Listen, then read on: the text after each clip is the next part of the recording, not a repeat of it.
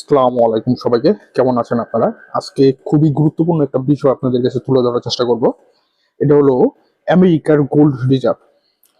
গত কিছুদিন আগে আপনারা হয়তো বা জানতে পারছেন যে আমেরিকার প্রেসিডেন্ট এবং টেসলার যে সিইও এলন মাস্ক দুজনেই একটা বিষয় সন্দেহ করছেন এবং ওনারা অডিট চাইতেছেন আমেরিকার গোল্ডের রিজার্ভ কি পরিমাণে আছে সেই বিষয়টা পূর্ণাঙ্গ অডিট তারা চাইতেছে। তো ডোনাল্ড ট্রাম্প যে বিষয়টা আশঙ্কা করতেছেন যে বিগত সরকার বাইডেন সেইখান থেকে স্বর্ণ ব্যবহার করছে এবং এখান থেকে স্বর্ণ চুরি করা হয়েছে বা ডেমোক্রেটদের উপরে বিষয়টাই করতে চাইতেছে। আর একটা বিষয়, বর্তমানে আজকের দিনে দাঁড়িয়ে আমেরিকার যে পরিমাণ ঋণ সেটা হলো গিয়ে 36 ট্রিলিয়ন এবং জনপ্রতি এই যে ঋণটা সেটা হলো গিয়ে আমেরিকার যে নাগরিক তাদের জনপ্রতি $1,06,130 এবং প্রতি মিনিটে এটা বাড়তেছে।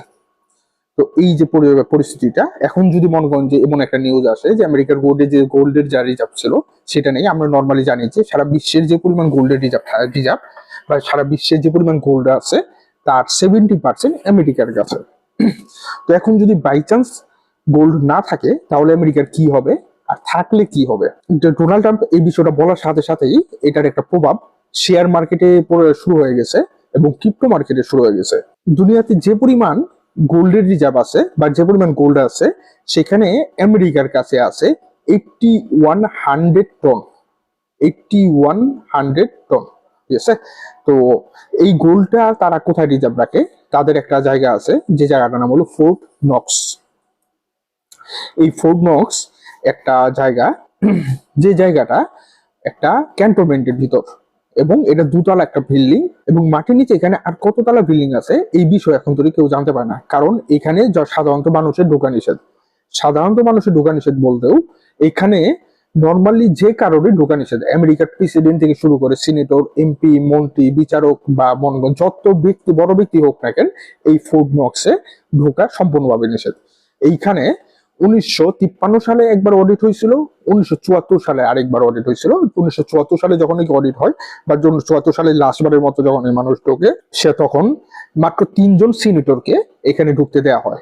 তো কিভাবে ঢুকে বা সিনেটররা কিভাবে ঢুকছে সেই বিষয়টা বলতেছি। এবং 2017 সালে জাস্ট রাইটিং অডিটের মাধ্যমে জাস্ট সেখানে আর ঢুকতে দেওয়া হয় নাই বা সেখানে ঢোকার প্রয়োজন পড়ে নাই, সেখানে জাস্ট রাইটিং অডিট চলছে, যে অডিট গুলো দেখছে, দেখার পর কাগজ গুলোর মধ্যে তারা স্বাক্ষর করে চলে আসছে। তো এখানে ঢোকার আগে তাদের হাউস এবং কংগ্রেস দুই জায়গা থেকেই মানে পারমিশনের প্রয়োজন হয় এটা। এবং 1974 সালে যখন নাকি লাস্টবারের মতো মনে করেন যে সেখানে মানুষ ভিজিট করছিল বা সিনেটররা ভিজিট করছিল, মাত্র 3জন সিনেটরকে সেখানে ভিজিট করতে দেওয়া হয়েছিল। তো এই যে ফোর্ট নক্স, এখানে আমেরিকার যে পরিমাণ 8100 টন যে স্বর্ণ গোল্ড আছে আমেরিকার কাছে, তার মধ্যে 4800 টন এই ফোর্ট নক্সে রাখা এবং বাকি যে 3300 টন সেটা বিভিন্ন ব্যাংকের কাছে রাখা এবং বিভিন্ন মানে অর্নামেন্টসের দোকান বা বিভিন্ন ধরনের বিভিন্ন প্রতিষ্ঠান বা বিভিন্ন মানুষ বাকি যে গোল্ড আছে সেটার মানে স্বত্বাধিকার বা মালিকানা ডিজার্ভ করে। এর মধ্যে 17% সেন্ট্রাল ব্যাংকের হাতে। নর্মালি আমেরিকার কাছে যে পরিমাণ স্বর্ণের হিসাব আছে এই টনের হিসাব বাদ দিলেও গোল্ডের হিসাব যেভাবে আমাদের করা হয় আউন্স, এই আউন্সের হিসাবে করা হয়। তো আমেরিকার কাছে 147 মিলিয়ন আউন্স গোল্ডের রিজার্ভ আছে। 147 মিলিয়ন আউন্স রিজার্ভ আছে। তো ট্রাম্প এখন বলতেছে যে এখানে আসলে স্বর্ণ আছে কি নাই সেটা আমাদের জানা উচিত। এবং এখানে এলন মাস্ক সেখানে মনে করেন যে কাটা গায়ে নুনের ছিটা দিয়ে দেয় যে তাহলে এটা জানতে হলে আমাদের এখানে আরেকবার অডিট করা উচিত, যে অডিট করলে আমরা জানতে পারবো যে এখানে আসলে কি পরিমাণ স্বর্ণ আছে, আগে কি পরিমাণ ছিল বা লাস্ট বিগত সরকার কি পরিমাণ ইউজ করছে। তো এখানে থাকলে কি হবে আর না থাকলে কি হবে এটা হলো মেন বিষয়। যদি এই পরিমাণ না থাকে এতেও আমেরিকার কিছু আসে যায় না, আর যদি থাকে তাতেও আমেরিকার কিছু আসে যায় না। এটার মেন বিষয়টা কি, এই বিষয়টাকে ব্যবহার করে ট্রাম্প একটা নতুন বিষয় তৈরি করতে চাইতেছে। প্রথমত যদি না থাকে শেয়ার মার্কেটে বিরাট বড় একটা ধস আসবে, ঠিক আছে? কিন্তু আমেরিকার এতে কোনো কিছু আসে যায় না। হাজার হাজার তাদের দেশের মানুষ যদি দেউলিয়া হয়ে যায় তাতে আসে যায় না। সারা বিশ্বে যদি হাজার হাজার লক্ষ কোটি মানুষ দেউলিয়া হয়ে যায় তাতে আসে যায় না। ট্রাম্প একজন বিজনেসম্যান, এই নিউজটাকে ইউজ করে ট্রাম্প বিটকয়েনের দাম কমাবে। 2 নম্বর বিষয়, এই নিউজটাকে ইউজ করে যদি বাই চান্স বিটকয়েনের দাম কমে যায় এবং যদি মনে করেন যে সেখানে ধরেন যে স্বর্ণ নাই, তাহলে মনে করেন যে ধরেন যে 50% স্বর্ণ নাই সেখানে, তাহলে ট্রাম্প বলবে যে আমাদের একটু গোল্ডের রিজার্ভ দরকার, সেটার উপর আমাদের যে অর্থনীতি সেটা দ্বারা আছে। তো সেই গোল্ডের রিজার্ভ এখন আমরা 2-1 সপ্তাহ 2-1 মাসের মধ্যে এত পরিমাণ গোল্ড কোথায় পাবো? সারা বিশ্বে তো এই পরিমাণ আর গোল্ডও এত তাড়াতাড়ি দ্রুত উঠানো যাবে না, তৈরি করা যাবে না, বা কোথা থেকে উড়ায় না ঝুড়ায় বসা যাবে না। তাহলে কি করা যায়? তাহলে আমাদের আমাদের ডিজিটাল গোল্ড কেনা উচিত। ডিজিটাল গোল্ডটা কি? সেটা হলো গিয়ে বিটকয়েন। তো ডোনাল্ড ট্রাম্প বিটকয়েনকে স্ট্র্যাটেজিক রিজার্ভ বানানোর জন্য এই বিষয়টা করতেছেন। তো এখন বিটকয়েনের দাম গত 1 সপ্তাহ আগে যে ছিল 90,000 এর উপরে, তো এত উপরে থেকে তো আর কিনলে তো মনে করেন লস। তো সেই জন্য আমেরিকা বা মনে করেন যে ডোনাল্ড ট্রাম্প বা এবং এলন মাস্ক এই বিষয়টাকে ব্যবহার করে বিটকয়েনের দাম 70K এর আশপাশে নিয়ে আসবে। এতে হিউজ হিউজ মানুষ লিকুইডেট হয়ে যাবে, অনেক মানুষ মনে করেন বিভিন্নভাবে দেউলিয়া হয়ে যাবে, ঠিক আছে?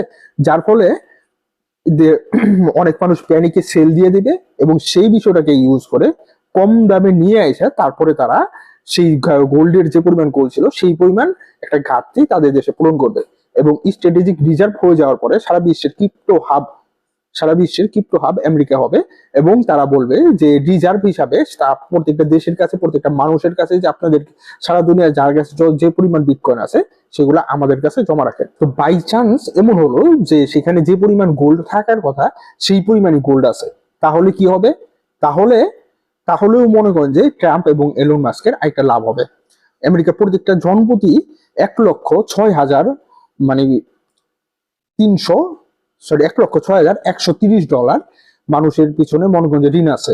এই বিষয়টাতে যে বিষয়টা করতে এই যে গোল্ড রাখা হয়েছিল, আমেরিকা এই গোল্ড গুলা কারেক্ট করছিল, বা সারা বিশ্বের 70% গোল্ড আমেরিকার হাতে আসা পড়ে দ্বিতীয় বিশ্বযুদ্ধের সময়।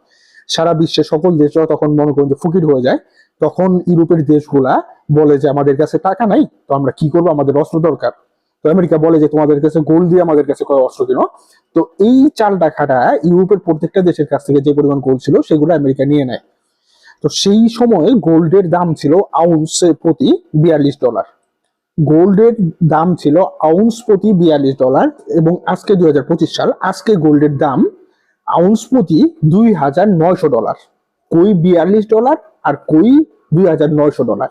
কিন্তু মজার বিষয়টা কি, সারা বিশ্বের মানে সব থেকে চালাকি অথবা সব থেকে জঘন্যতম গেম এখানে খেলা হয়েছে। আমেরিকা যখন নাকি তাদের সেই গোল্ড ট্রেজারি থেকে বা ফোর্ট নক্স থেকে গোল্ড বের করে, তাদের যে অডিটের খাতা সেখানে তারা $42 লেখে, বা সেইটার যে হিসাব, তাদের যে পরিমাণ গোল্ড আছে সেইটার হিসাব তারা $42 হিসাবে করে, যে তাদের কাছে 1 আউন্স গোল্ড আছে সেটার দাম $42। এবং সারা বিশ্বের বর্তমান বাংলাদেশে যে পরিমাণ গোল্ড আছে, বাংলাদেশে যদি 10 আউন্স গোল্ড থাকে তাহলে সেটাকে 2,900 দিয়ে গুণ দিয়ে মনে করি হিসাব করতে হবে যে বাংলাদেশের এত পরিমাণ এখন গোল্ড আছে বা এতটা ডলারের গোল্ড আছে। কিন্তু 1953 সালে গোল্ডের যে দাম ছিল, আমেরিকা তাদের গোল্ডের দাম করে হিসাব করে সেই হিসাবে। এখন হাউস এবং কংগ্রেসে দোনো জায়গায় রিপাবলিকদের মানে সংখ্যাগরিষ্ঠতা বেশি। তো এইখানে যদি বাই চান্স এখানে গোল্ড থাকে, তাহলে ডোনাল্ড ট্রাম্প অথবা এলন মাস্ক নতুন একটা গেম খেলবে। এই গোল্ডের হিসাব বা রেশিও বর্তমান যে দাম সেইটার সাথে মিক্স করে বা সেইটার সাথে ম্যাচিং করে এখানকার হিসাব তুলবে।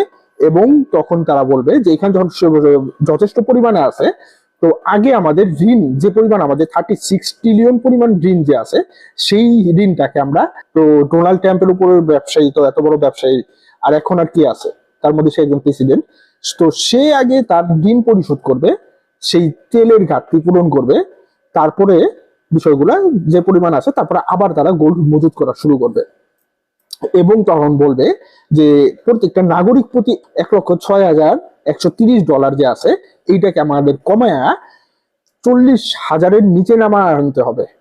যদি 40,000-এর নিচে নামা আনে, তাহলে একটা লং টাইমের জন্য আমেরিকার যে জিডিপি, আমেরিকার যে ইফেক্ট মানে জিডিপির যে ইফেক্ট, সেটা একটা পজিটিভ ইফেক্টের দিকে আসবে। তো বাই চান্স যদি এই বিষয়টা নাও থাকে, তাতেও মনে করেন যে বর্তমানে যে একটা পরিস্থিতি আছে, এই অডিটের যে নিউজটা আসবে তখন একটা ক্রিপ্টো মার্কেটে ডাম্প আসবে। শেয়ার মার্কেট সম্পর্কে ধারণা এখন আমার খুবই কম, তাই শেয়ার মার্কেট নিয়ে আমি বলতে চাইতেছি না। তো আর যদি গোল্ড থাকেও এখান থেকে যখন ইউজ করার কথা বলবে তখন গোল্ডের দাম বাড়বে। গোল্ড যদি নাও থাকে তাও গোল্ডের দাম বাড়বে, গোল্ড যদি থাকে তখন ইউজ করার যে প্ল্যানিংটা দেখাবে তখন গোল্ডের দাম বাড়বে।